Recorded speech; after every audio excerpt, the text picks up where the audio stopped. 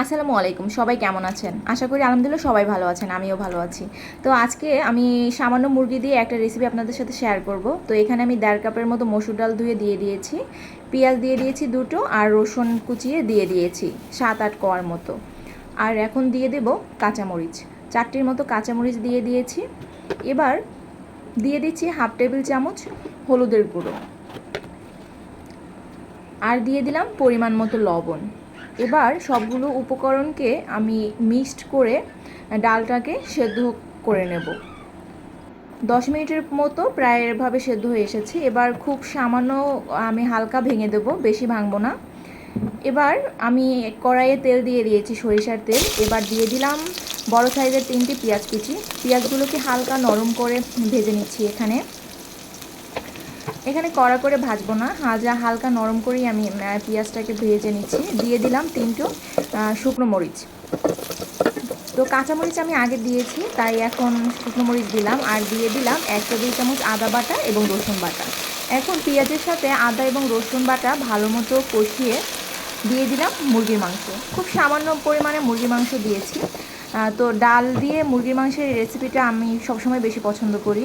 এবার দিয়ে দিলাম পরিমাণ মতো লবণ, 1/2 টেবিল চামচ হলুদের গুঁড়ো, আর দিয়ে দিলাম সামান্য পরিমাণে ধনিয়ার গুঁড়ো, পরিমাণ মতো মরিচের গুঁড়ো।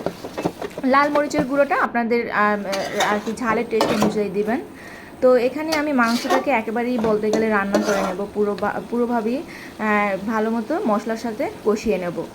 মাংসটাকে সম্পূর্ণ এখানে কষানোর সাথেই যাতে রান্না হয়ে যায়, এভাবে প্রায় 10 মিনিটের মতো আমি মাংসটাকে রান্না করে নিচ্ছি। এখানে দেখতে পাচ্ছেন মাংসটা কষানো হয়ে গেছে, তেলও ছেড়ে দিয়েছে। তো এই পর্যায়ে আমি সামান্য পানি দিয়ে দিচ্ছি। পানি দিয়ে মাংসটাকে আবারও আমি কষিয়ে নেব, রান্না করে নেব এবার।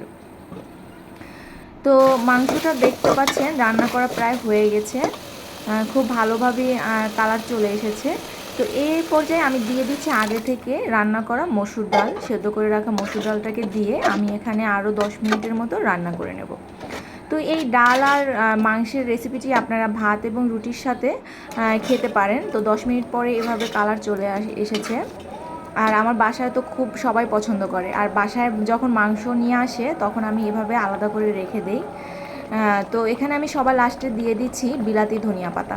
বিলাতি ধনিয়া পাতা দেওয়ার পরে তো ডাল থেকে খুব সুন্দর একটা ফ্লেভার বের হয়, যা আপনারা এটা ট্রাই করবেন। যে কোনো ধনিয়া পাতা দিলেই হবে, তবে এখানে বিলাতি ধনিয়া পাতা দিলে খুব সুন্দর একটা দারুণ একটা টেস্ট পাওয়া যায় মসুর ডাল থেকে, আর আমিও খেতেও খুব পছন্দ করি।